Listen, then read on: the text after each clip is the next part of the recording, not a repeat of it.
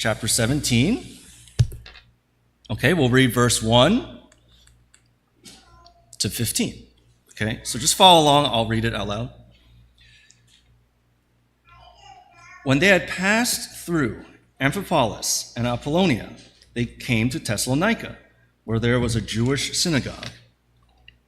As his custom was, Paul went into the synagogue, and on 3 Sabbath days he reasoned with them from the Scriptures, explaining and proving that the Christ had to suffer and rise from the dead. This Jesus I am proclaiming to you is the Christ, he said. Some of the Jews were persuaded and joined Paul and Silas, as did a large number of God-fearing Greeks and not a few prominent women. But the Jews were jealous, so they rounded up some bad characters from the marketplace, formed a mob, and started a riot in the city. They rushed to Jason's house in search of Paul and Silas in order to bring them out to the crowd. But when they did not find them, they dragged Jason and some other brothers before the city officials, shouting, "These men who have caused trouble all over the world have now come here, and Jason has welcomed them into his house. They are all defying Caesar's decrees, saying that there is another king, one called Jesus." When they heard this, the crowd and the city officials were thrown into turmoil. Then they made Jason and the others post bond and let them go. As soon as it was night, the brothers sent Paul and Silas away to Berea. On arriving there, they went to the Jewish synagogue. Now the Bereans were of more noble character than the Thessalonians, for they received the message with great eagerness and examined the Scriptures every day to see if what Paul said was true. Many of the Jews believed, as did also a number of prominent Greek women and many Greek men.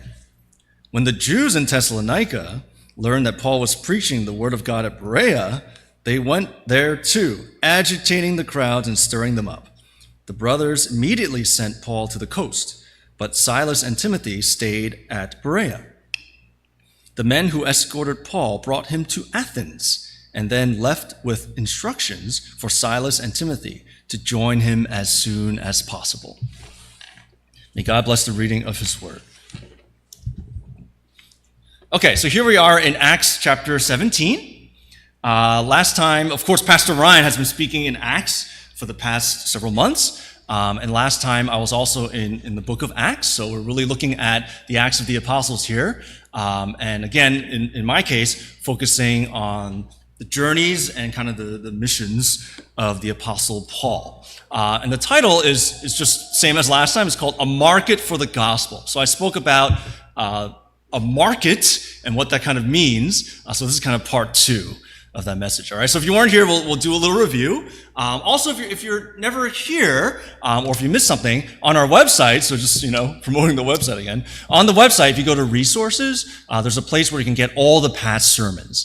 All right. Many of them are audio, but a lot of the recent ones are just like a video clip taken from like streaming, because there's like YouTube streaming, so we just like take a clip from it, okay? So if you ever miss something or want to review something, please go to our website. Or if you're ever not here or on vacation, you can actually stream it as well live, okay? And you can see it there. And we also have a YouTube channel. That's where it's done.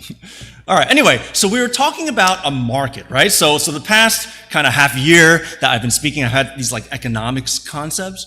And we looked at, last time, a market. And we said a market is a physical place. Sure, it's a physical place like this, where people can buy stuff and like there's trade, right? But there's a lot more to that definition, all right? And I asked who studies business. I know a lot of you study business, and marketing is definitely one of those core classes. And you might even major in marketing. Your job might be marketing, right? Or maybe market research or something like that. Right? Or I'm in the marketing department, right? So market is not just a physical place. It's also a demand, right? Like there's a great market. Oh, when it's a hot day, you bet there's going to be a market for cold drinks, right? Or something like that, right? So it's a demand for some commodity or service, or it's a body of existing or potential buyers for a specific good, right? So like, oh, in the Northeast, this doesn't exist, so I want to try to get into that market, right? So that region or that kind of like place or body of potential buyers, right? It's also a verb to market something, right? I'm going to market this towards teenagers. I'm going to market this thing towards seniors, right? Or something like that, right? So that's kind of how market is used in the business world, okay? And remember, the purpose of kind of these messages I've been giving is not just to, tell you to do business, but to kind of look at these real concepts, right? Like these are real concepts in our world and how they apply to human nature, right? But also how they apply to the gospel and also kind of make that connection, right? Like if God put these ideas in people's minds, what are they for? And how do we use it for the gospel, right? For Christianity. Okay? So we've been talking about the markets. The example I gave was when I went to Yellowstone about a month ago, and I went to the city called Bozeman, which you've never heard of, right? None of you have ever heard of Bozeman. But if you go there, you actually realize it's a sprawling, great, not a city, but this kind of like growing suburban kind of community that has over 57,000 people now. And right when you get there, a lot of you guessed it last time, there's a Costco and a Walmart and a Chipotle and a Starbucks, and there's all these different stores there. And my question to myself, but also to you, was why? Why are all these stores there? Right? How does a Panda Express, which was there and we ate from it, survive there if it's the middle of nowhere, right? Montana? Like what's in Montana, right? The answer is it's not the middle of nowhere. It must not be the middle of nowhere. There must be a market for those things. And how did those stores get there? None of those stores started there. The origin of Starbucks is not Bozeman, right? It's like Seattle, right? How did it get there though? People put it there, and they did research to make sure it would thrive there, right? Also, it's very close to Yellowstone, right? Yellowstone's kind of at the bottom. That's where we went, right? And every year they get like 2 million visitors, many of whom fly to Bozeman, right? So of course there's going to be a lot of people there, and business managers and stuff, they know that. So they do research, and they carefully plan and invest, right, which is another concept I talked about several months ago, right, to go there and to grow the business, right? Now, I know a lot of you have been traveling. Who recently took a trip? Maybe a flight or something, maybe past couple weeks? Who's gonna take one, maybe next week? Okay, great. So as you traveling's awesome, all right? When you travel, keep your eyes open. Always look around. Look at the culture, but also look at, like the stores and wonder, right? Like think, like, why are these stores here? Right? I've never heard of this place. Like, people live here? Yes, people live there. And if a store is surviving there and like making money, it must mean there's a market for it, meaning there's like a demand for it. Right? And my main point was that this concept of a market, applies to business, but it also applies to the gospel. And I had two main points last time. The first one was there's always a market for the gospel, right? And I don't mean the physical market. I don't mean like there's a place where you sell that. That's not what I mean, okay? I mean there's a demand. There's a potential group of people who want or need the gospel, right? Just like people need or want food or service, like a doctor or something like that, people need and want the gospel. And potentially, it's actually always like a new market too, right? So if you're in the business world, right, you're always trying to expand to a new market.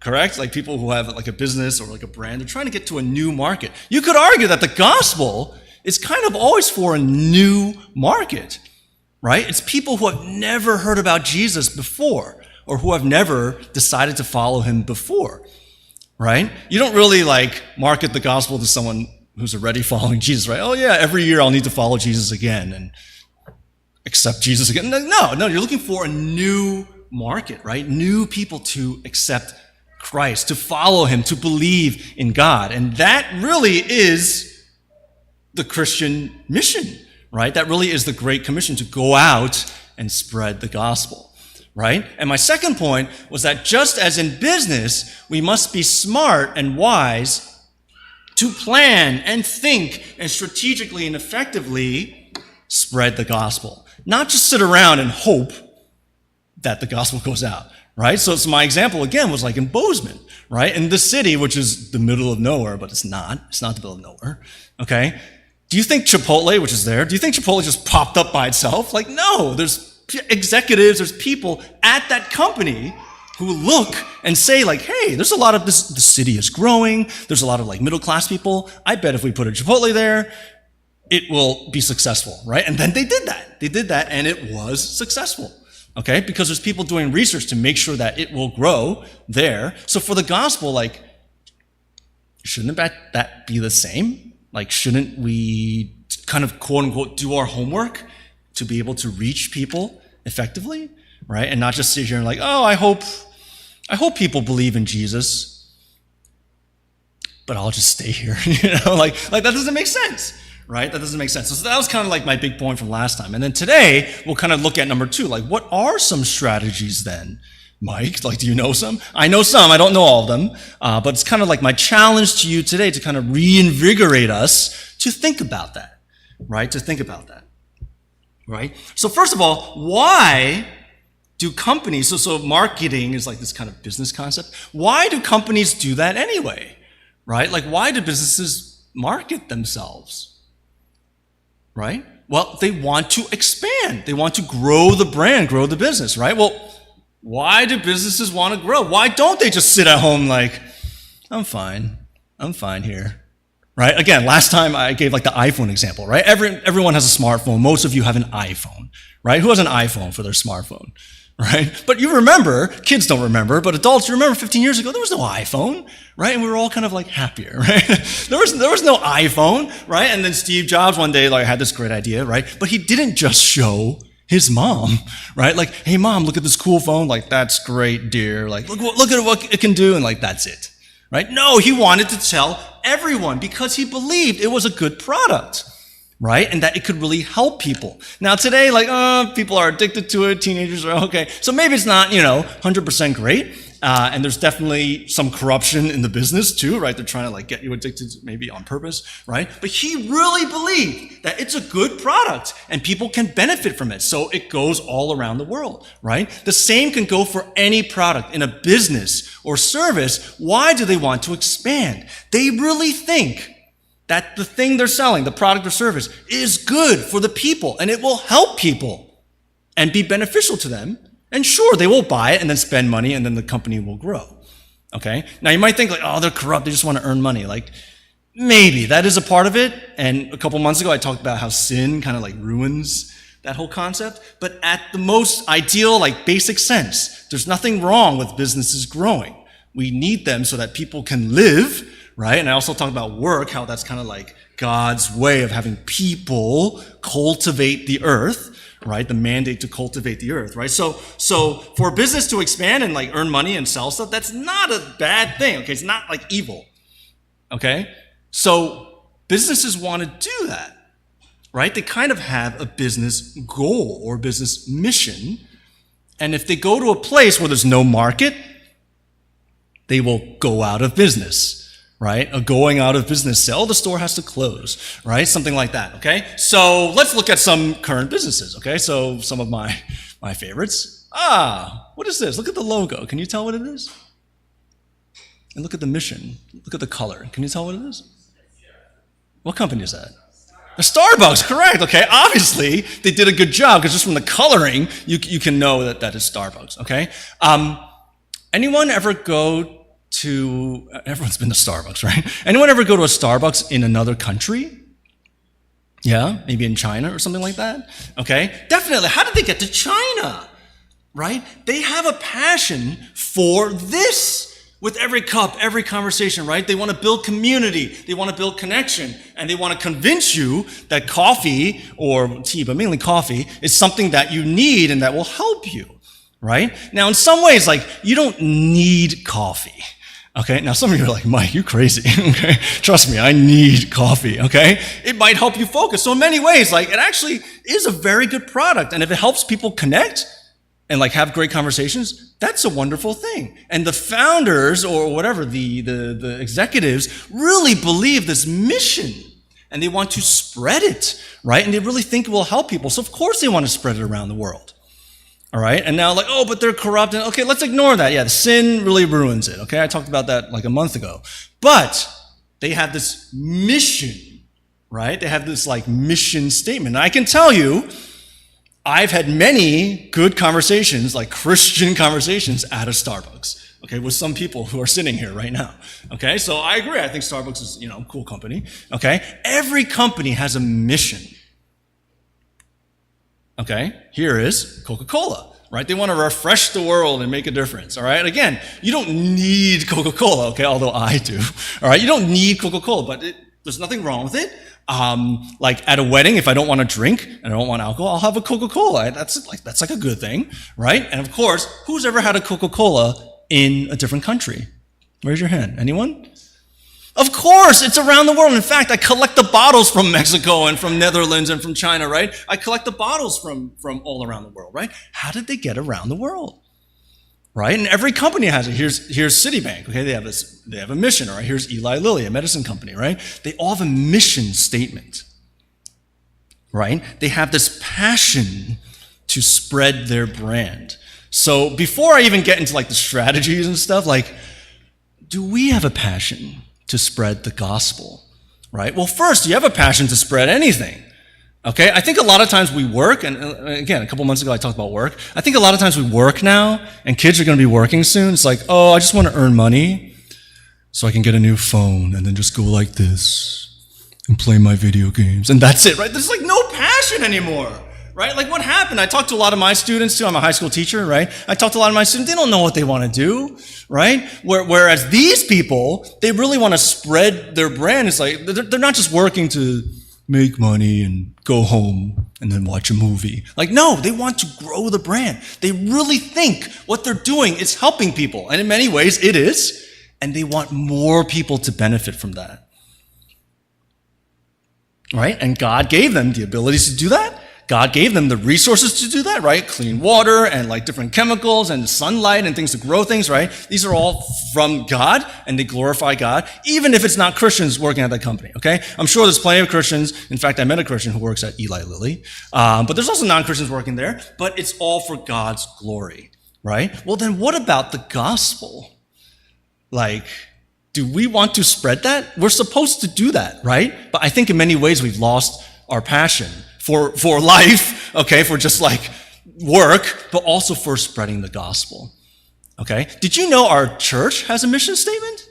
This is on our website, okay? Again, promoting the website, okay? This is the website, and maybe we need to adjust it every once in a while, but this is what it says right now on our website. If you scroll down, okay, it says, to further the gospel of Jesus Christ for the kingdom of God by serving students, young professionals, families, and immigrants in and around Bergen County. That's our mission, all right? That's our mission, to further the gospel, okay? So what about you, right? What about us, the church? This church here, but also like the church, the body of believers, Christians, right? Do we have that mission anymore? Like, do we have that passion? We should, but I think in many ways we've lost it, okay? So part of my message today is kind of like to reestablish that, to remind everyone of that, but also, again, to look at like, how did Starbucks get into China? How did Coca-Cola reach the far expanses of Tanzania and Mwanza, Tanzania, where I was 9 years ago, but like the gospel hasn't? Right? If Coca-Cola can get there and get a bottle of it in someone's hands in a place I've never heard of, in a language I don't even speak, why can't the gospel go there? It can. With the right resources and with the right research and the same kind of passion, it can. The gospel can. It should also.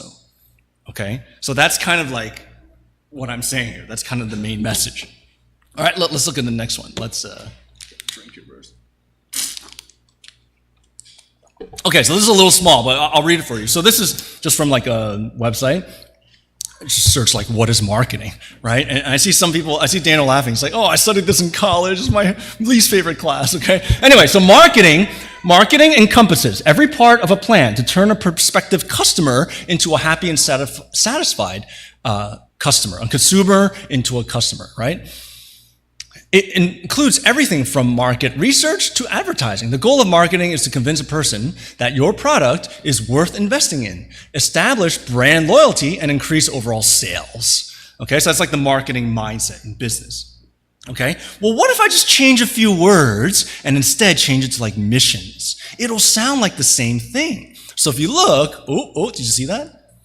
Ooh, what about missions? Okay, so I just changed a few words here, right? Missions, instead of marketing, right? Instead of marketing, missions, like Christian missions, encompasses every part of a plan to turn a prospective seeker into a happy and satisfied believer. It includes everything from missions training to outreach. The goal of missions is to convince a person that Jesus is worth following, establish God loyalty, and increase overall faith.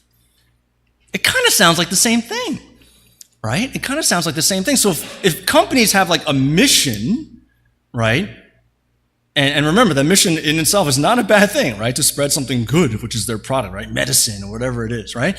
Christians have a mission also. Sure, in your workplace, in what you do, but also just like in the Christian faith, in the Christian message. We're supposed to spread the gospel. And I think a lot of us have forgotten that. And if you do remember, I think a lot of us kind of are discouraged. Like, we don't know how, or like, what are the strategies, right? Well, I think, again, we can learn a lot just from business models, but also just from like looking at markets and like looking at kind of like the world, right? So again, this is kind of like the preface before I even get to those 2 points. We all are called to spread the gospel and grow the church. Okay, so that's the main thing. Right? Like, why even talk about strategies for evangelism if, like, I don't even know this part, right? So first and foremost, we all, as believers, as followers of Jesus Christ, we all are called to spread the gospel and to grow the church, right? Like, expand and let more people know about the goodness of God and the salvation that comes through our Lord Jesus Christ. Like, that is the point. Right? That is the point. So what are some good strategies then? Right? So Mike, if you're talking about like business and like, oh, we can learn from them. So like, what are some of the good strategies? Okay. And again, I don't know all of them. I'm sure there are a lot, more, but I think we can pick a few things from this passage and from things I've seen, just from general businesses and stuff. Okay. So anyway, so let's look at the passage again. Okay. So just again, keep your hand in Acts 17.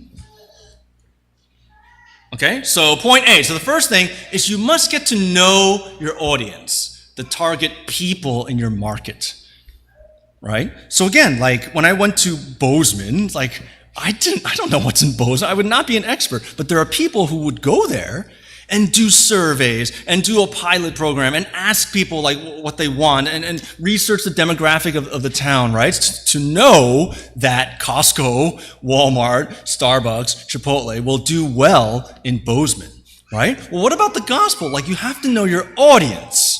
Who are you trying to talk to? Who are you trying to tell to believe in Jesus, right? You have to know that, right? So let's look at the passage today. Well, first, where are we talking about, right? So we're talking about the Apostle Paul, right? And last time, we talked about how like the church grew. And if you look, there's a little yellow box up there, right? It says Tarsus. Oh, look, a little laser.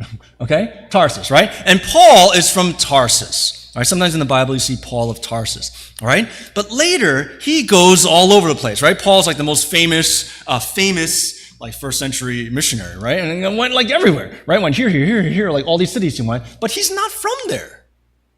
How was he so successful in all these places that he's never been to before, right? He might have thought these places were like the middle of nowhere. It's like, Paul, I'm calling you to go to Sardis. Like, Sardis, who lives there, right? But there were many people there hungry for the gospel, a market, a demand for knowing God and knowing Jesus. Those people needed it, even if they didn't know it. And they wanted to hear that. But he didn't know that, right? So he traveled and he had to get to know them. And one way to get to know them, first let me show you the places he went, right? So that's what we talked about last time. And then in today's passage, he kind of went to these places, right? Thessalonica, Berea, right? And then he went down to Athens, right? So he kind of like those cities, right? Pretty far from where he's from. Pretty far from Israel, too, right? Where Jesus lived, right? It's pretty far. Like, if you don't know those places, you're not going to be successful, right? Here's the modern day map overlays, right? So that'd be like Greece, part of, right? Turkey into Greece. Okay, it's kind of that area. Right? So you have to get to know the people. Let's see what Paul did, right? Again, first and foremost, the preface part, Paul went out. Okay, so again, the first point before we even get into anything else is we're supposed to go out and tell people about Jesus, to spread the word. Paul and his team did that all the time, right? So you always read about Paul, read Acts, he's going to all different regions, okay? And he took several trips, basically his whole latter half of his adult life, to do that, okay? So we see him doing that, okay? But in the black part, the bold black part here, this is from our passage, right? How did he get to know them? He had to know the target audience, right? So here's the first passage, right? So he goes to these towns. Where does he go first? He goes to the synagogue where there are Jewish people, and he reasoned with them through the scriptures, right? So it's like, if I go to pagans who don't know anything about God, I'll have to take a different approach. But if I go to Jewish people who do know the Old Testament, like the Torah and the Tanakh, I should reason with them from the scriptures, right? So that's what Paul did. They're expecting a Messiah. Paul talks about a Messiah, right? So he's using terms and going to people that know about Old Testament prophecies, right? That Jesus is the one. Jesus is the Messiah, right? If he said that to people who didn't know the Old Testament, they'd be like, what's a Messiah? Right? Oh, it means Christ. It means anointed. Anointed what? They wouldn't know, okay? But he's talking to Jewish people, so he knew the target audience.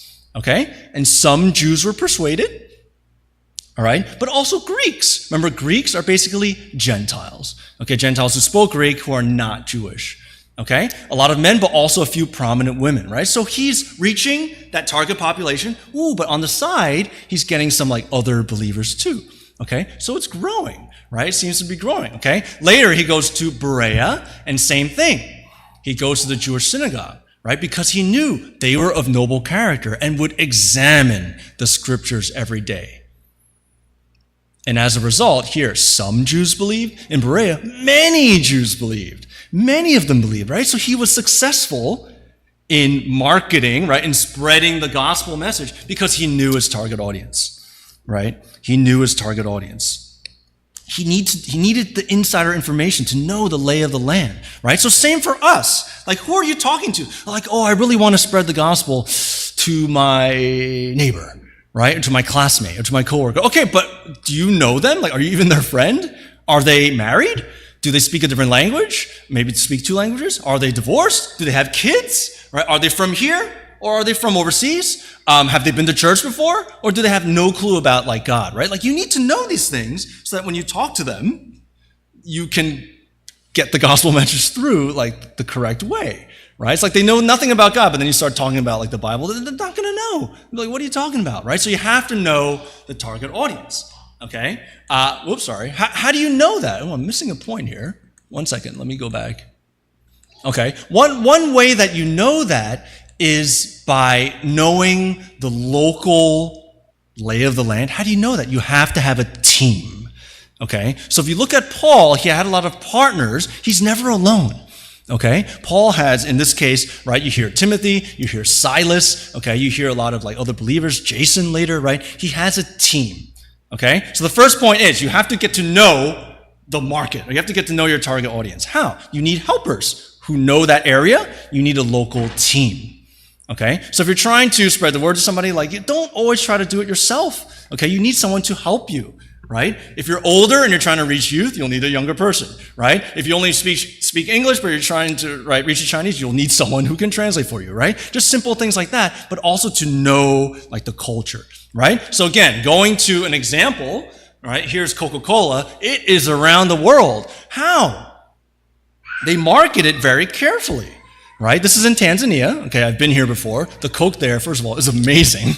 Okay? And they use glass bottles. They refill the bottles instead of wasting the recycling, whatever, which never gets recycled. Okay? They refill the glass bottles, and it's very cheap. It's 800 Tanzanian shillings, which would be 25 cents here.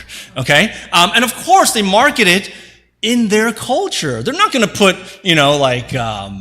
I don't know, who they put up there. They're not going to put a picture of me up there. Okay, they're not going to write it in English, right? They're going to write it in Swahili, right? They're going to show people that are from the area who are drinking the product, right? So of course, this is smart marketing, right? And one of them, again, that says real refreshment. That says what does that say? I don't want to, oh, that's just show your happiness. That's like their motto. Onyesha furayako. That's like show your happiness. Okay. They want to market it towards them, and they use local people, right? And they use local ways of transporting it, right? So of course the methods change to move the product, right? So same for the gospel, right? You need to know the target audience, and your methods might change.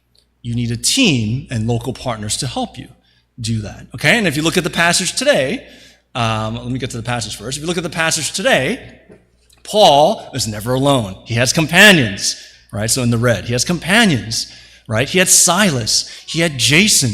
He had other believers, right? He met at Jason's house. They were looking for Jason.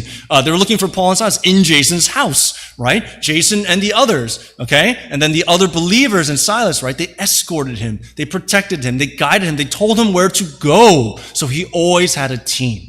Right? Paul's not this, prodigy genius that just knows everything about every town. No, he always had a team to help him get to know the market.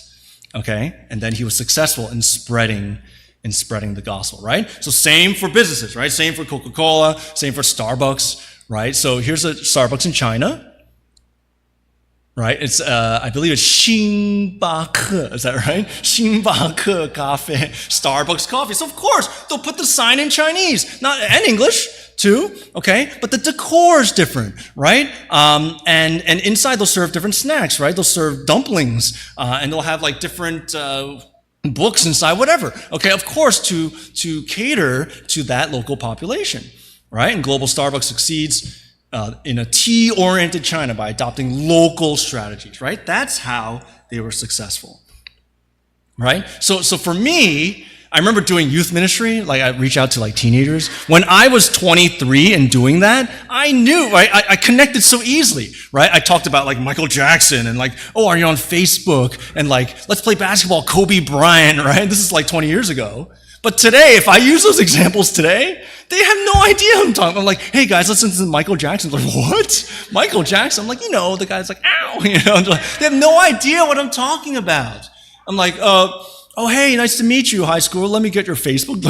My parents use Facebook. Like, I use TikTok or Discord or something. Like, I need help now, right? I need local partners to help me reach the youth. Whereas 20 years ago, like, I was kind of youth, right? But now I need that help, right? Because I'm kind of out of touch. But to reach youth, which I'm still interested in reaching, right? Like I'll try to get to know the youth culture now, which is not, Michael Jackson. It's more like, Dua Lipa or whatever, or these different artists that are new. And I'm like rolling my eyes because I'm getting old, okay? But again, you need to know the target audience, okay? And you always need a team. That's the big first point, okay? The second point is be prepared to face hardship and opposition, okay? As with business, be prepared to face hardship and opposition. It's not going to be like an instant success. Okay, I'll preach to you and then suddenly everyone believes, right? Like that is possible, but unlikely. Okay, that's improbable that will happen. One hardship is that it might take time to accomplish the goal. It might take a long time to accomplish the goal of reaching out, maybe even to one person.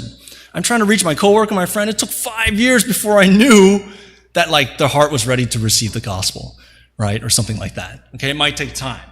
Again, here's Starbucks, an example. The first store in China was 1999. That's 25 years ago.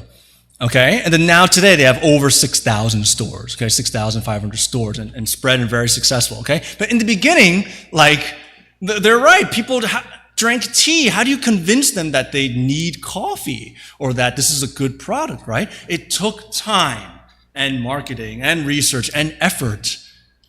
Right? And in the end, now it's very successful and again, good for the community, right? It employs local people. People are happier. People, maybe can focus more with coffee or whatever.